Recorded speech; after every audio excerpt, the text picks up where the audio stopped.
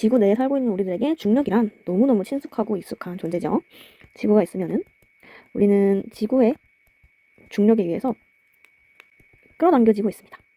그건 이 지구의 질량이 만들어낸 것인데요. 그렇다면 우리는 이 지구의 표면에 거의 붙어 있다시피 낮은 곳에서 살고 있죠. 게다가 지구 또한 너무 크기가 크기 때문에 이런 지표면에서 우리가 느끼는 중력은 대부분 그냥 일직선으로 바닥으로 내리꽂는 느낌으로 우리를 끌어당기고 있다고 우리는 생각을 해요. 때문에 이러한 중력 가속도 또한 우리가 아주 잘 외우고 있죠. 그렇다면 이렇게 뭔가 언뜻 보기에 굉장히 쉬워 보이는 이런 계에서 어떤 현상들을 우리가 이해하고 좀 더 깊숙하게 받아들일 수 있는지, 뭔가 어떤 현상을 어떻게 하면 좀 더 깊게 이해할 수 있는지를 물리적으로 해석을 함으로써 우리가 왜 물리를 배워야 하는지 조금 한번 알아보도록 합시다. 왜 우리는 물리를 배워야 할지. 이번에 저희가 보게 될 어떤 상황은 땅 위에 사람이 한 명 있어요. 네. 우리가 좋아하는 공을 들고 있어요. 이 공의 질량은 m이고요. b를 한번 붙여주도록 할게요. 지구 표면에서 느끼는 중력장, g가 아래로 끌어당기고 있을 것이고요. 지금 이 실험을 위해서 수고해 주실 우리 졸라맨 씨. 졸라맨 씨의 이름은 콩입니다. 콩이는 이 공을 던져 올리는 역할을 할 거예요. 먼저 당분간 우리가 집중할 문제들은 원디에 초점을 맞추기로 했어요. 뭔가 조금 더 쉽게 문제를 풀어내기 위해서 원디에 초점을 맞추겠습니다. 원디라는 것은 원 디멘션으로 우리가 앞으로 다루게 될 이러한 물체들이, 즉 오브젝트들이 오직 한 가지 방향으로만 움직일 수 있습니다. 때문에 제가 이렇게 표시를 할게요. 왠지 위쪽 방향이니까 Y축 하면 좀 더 편하죠, 보기에. 때문에 이 공은 앞으로 위 또 혹은 아래로만 움직일 수 있습니다. 때문에 콩이는 이 공을 이 중력 가속도의 방향과 정확하게 평행한 방향으로 반대 방향, 즉 위쪽으로 이 공을 던질 거예요. 딱 상황이 이해가 되셨죠? 이와 같은 현상을 우리가 쉽게 해석하기 위해서 우리 뉴턴 씨가 좋은 방정식을 만들어 놨습니다. 뉴턴의 두 번째 법칙, 운동 방정식. 운동 방정식의 식을 좀 지루해도 잠깐 보고 가시겠습니다. 이 식이 의미하는 바는 합력이 이 오브젝트의, 즉 이 물체의 가속도와 비례한다. 이런 의미고요. 이거는 시그마라고 다 전부 더한다. 그러니까 합력이죠, 합력. 이와 같은 방정식이 왜 아주 놀랍고 어떤 현상을 해석하고 또 이해하는 데 가장 도움이 되는지 지금 한번 이 방금까지 저희가 묘사한 이 문제를 이 식으로 해석을 한번 해보겠습니다. 자, 먼저 합력에 대해서 어떻게 하면 우리가 합력을 구할 수 있을지 한번 살펴보겠습니다. 먼저 생각을 할게요. 콩이가 이 공을 던졌어요. 콩이가 이 공을 던졌을 때 상황을 한번 볼게요. 공이 위로 올라가겠죠?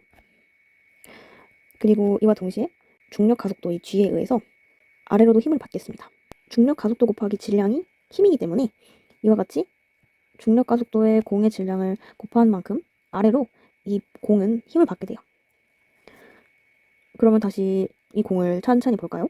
이 공이 지금 받고 있는 힘은 사실 이게 다예요. 여러분도 한번 상상해 보세요. 어떤 공을 화공에 던졌어요. 그 공이 받게 될 힘은 오직 중력에 의한 힘만 되겠죠. 때문에 이 방정식을 다시 새로 쓰면 공의 질량 곱하기 이 공이 갖게 될 가속도는, 지금 공이 Y축으로 움직이고 있어요. Y축의 양의 방향, 즉 하늘로 날아가고 있는데 그것에 반대되는 방향이니까 마이너스 mvg 만큼의 힘을 갖게 되는 거죠.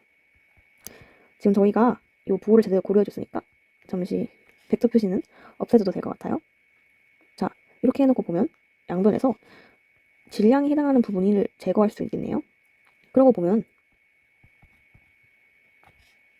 이 공이 지금 순전히 이 중력 가속도 값에 의해서만 이러한 가속도를 갖게 되네요. 여러분, 가속도가 뭔지 아시나요? 가속도는 속력의 시간에 따른 변화율이죠.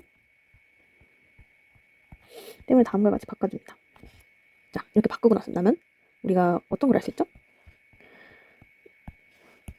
이 공의 속도가 어떻게 변할지를 계산할 수 있어요. 속력을 시간에 대해서 한번 미분했더니 마이너스 g가 나왔습니다. 그렇다는 것은 이 속력은 사실 이와 같은 식을 사용해서 우리가 이 공이 속도가 어떻게 변할지를 알 수 있게 돼요. 한번 이 식을 좀 해석을 해볼까요? 시간이 지남에 따라서 속력이 바뀌게 되는데 가장 처음에는 초기 속도이겠죠? 그러니까 콩이가 처음에 이 공을 어느 정도의 빠른 속도로 던졌는지 이거에 따라서 이 공의 속도가 결정이 되겠죠. 그 뒤로는 중력과 속도가 마이너스 G로 계속 일정하기 때문에 이러한 직선 모양의 그래프를 그릴 수 있습니다. 그렇다는 것은 이 공은 처음에는 되게 빠르게 위로 올라가지만 점점 그 올라가는 속도가 줄어들고 결국 0이 돼요. 그럼 0이 됐을 때 공은 어떤 상태일까요? 공은 올라갔다가 멈추는 그 순간이 됩니다. 여기까지 이해가 되셨나요? 저희가 오늘 살펴볼 어떤 현상은 딱 여기까지예요. 콩이가 공을 위로 날리고 이 공이 딱 멈추는 그때까지를 우리가 오늘은 살펴볼 거고, 자, 이렇게 봤으면 이제 저희가 이 현상을 좀 더 깊게 이해할 수 있었죠.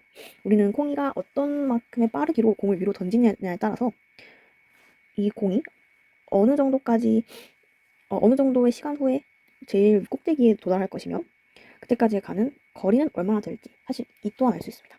어떻게 알 수 있냐고요? 여러분 거속시라는 거 아세요? 거리는 속력 곱하기 시간 때문에 이 그래프의 넓이에 해당하는 만큼이 사실 거리가 됩니다.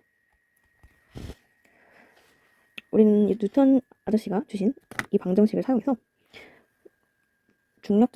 지구 표면의 중력장에서 공을 던졌을 때 공이 몇 초 후에 가장 꼭대기에 위치하는지, 그리고 그때까지 얼마만큼의 거리를 우리가 올라갈 수 있는지 딱 요것들을 다 계산할 수 있게 되었어요. 자, 그러면 사실 너무 좋은데 실제 지구에는 무엇이 있죠? 이곳에? 구름이냐고요? 아니에요. 구름이 아니라 air, 즉 공기가 있죠. 그래서 여러분도 아실 거예요. 공기 저항이라는 게 실제로는 존재한다고. 그렇다는 것은 콩이가 이 공을 던져 올렸을 때 이 공이 공기 저항을 받게 될 것이라는 것을 우리는 예측을 할 수 있어요. 때문에 이번에는 우리가 그 공기 저항도 한번 같이 고려를 해보도록 할게요. 자, 공기 저항이란 무엇일까요? 여러분도 약간 직감적으로 이 공의 속도가 빠르면 더 빠를수록 공기에 더 저항을 받을 거를 뭔가 예상하실 수 있을 겁니다. 예를 들면 우리가 계주 달리기를 한다던가 뭔가 달리기 시작을 할 때 더 빠르게 달릴수록 공기에게 저항을 당하는 것이 느껴지잖아요. 머리가 뒤로 휘날리기 시작하고, 머리가 뒤로 휘날리는 건 물론 관성 때문도 있겠지만 어찌됐건 그래도 뭔가 얼굴에 맞잖아요. 그쵸? 그래서 우리는 이런 공기 저항에 해당하는 이게 발생하는 이 힘이 아마도 속력에 비례할 것이라는 것을 알 수 있어요. 이것은 속력의 제곱에 비례한다고 합니다. 그리고 이 힘을 FA라고 써볼게요. BV 제곱으로 저희 간단하게 할 수 있죠. 그리고 이 B는 어떻게 정해지냐라고 걸 봤을 때 사실 이 공기의 밀도, 그리고 물체의 모양, 마지막으로 공기와 닿는 면적, 이것들을 고려해서 정해진다고 해요. 그러니까 공기 밀도가 높으면 높을수록 물체의 모양이 뭔가 약간 우산을 좀 뒤집었을 때 되게 그거 바람에 잘 날리잖아요. 약간 그런 이상한 모양이다. 이러면 더 커지겠죠. 그리고 공기와 닿는 면적이 더 커질수록, 즉 예를 들면 우리가 아주 커다란 망토를 손을 이렇게 뻗쳐서 이렇게 휘날리면서 달리면은 더 달리기 힘들겠죠. 공기가 닿는 면적이 크면 클수록 공기의 저항을 더 크게 받을 것이라는 겁니다. 자, 그러면 다시 콩이의 공으로 돌아가 볼게요.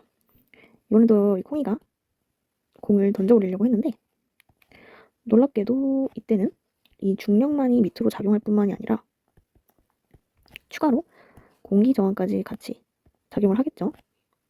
그러면 사실 공기를 좀 그려줄까요? 아까랑 차별점을 축축 두려면 공기. 자, 그러면 이제 사실 아까 다시 썼던 운동방정식 식을 다시 쓸 수 있어요. 다시 데려올게요. 이번에는 여기에 해당하는 힘이 여기서 끝나지 않고 이렇게 추가로 공기 저항에 해당하는 텀이 붙게 되었어요. 그런 다음 다시 좀 더 간단하게 해볼게요. 이건 지워줘도 돼요. 우리가 이미 방향을 고려했기 때문에.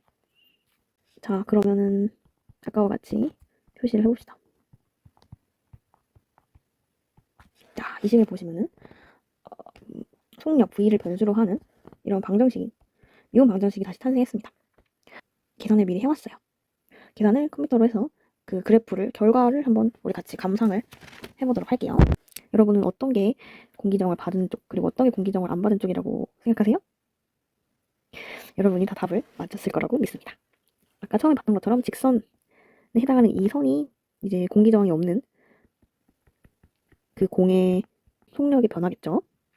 점점 속력이 줄어들어서 자, 이 제로 이때가 이제 가장 위쪽으로 딱 도달해서 멈춘 순간이겠죠. 던지고 나서 이건 보시면 공기저항이 추가가 된 거예요. 공기저항이 있어요. 이때는 없었어요. 자, 두 번째 거는 있습니다. 보시면 딱 이 면적만 봐도 공기저항을 받은 쪽이 더 조금 올라갔고 더 내려서 그려볼게요. 더 조금 올라갔고 그렇기 때문에 끝까지 올라가는데 이 친구는 3초가 넘게 걸렸는데 공기저항이 있는 쪽은 2.5초도 안 걸렸어요. 그리고 딱 보시면 맨 처음에 똑같이 30m/s로 속력을 갖고 있었는데 공기저항이 없는 쪽보다 있는 쪽이 훨씬 더 맨 처음에 빠르게 이 속도가 감소하죠. 그 후로부터는 기울기가 점점 비슷해집니다. 그러니까 우리 콩이가 던졌을 때 이게 아주 처음에는 빠르게 30m/s의 이 속력이 빠르게 줄어들었다가 나중에는 이 줄어드는 속도가 좀 비슷해지면서 이제 정점을 찍는 그런 모션을 취했다는 거죠. 자, 우리는 오늘 처음에는 이제 어떤 걸 봤어요? 우리에게 아주 친숙한 중력장이 있고 그리고 그 중력장이 지구 표면에서 느끼는 우리 그 중력장이 굉장히 리니어하게 그러니까 일직선으로 수직 하강하는 느낌으로 바닥을 향해서 우리는 지금 중력을 받고 있는 걸 느끼잖아요. 이럴 때 우리가 뭘 할 수 있어요? 공놀이를 할 수 있어요. 그래서 공놀이를 하는 콩이를 데렸죠. 맨 처음에는 공기가 없는 그러한 지구 표면에서 콩이가 공을 던졌고 두 번째는 공기가 있는 그런 곳에서 콩이가 공을 던졌어요. 때문에 공기 저항을 받은 경우와 안 받은 경우를 각각 운동 방정식을 사용해서 저희가 그 속도 그리고 시간 그리고 거리에 해당하는 값을 이와 같이 구해냈습니다. 이처럼 우리가 물리를 알면은 그냥 단순히 하늘에 공을 던지는 행위까지도 뭔가 세세하게 이해할 수 있습니다.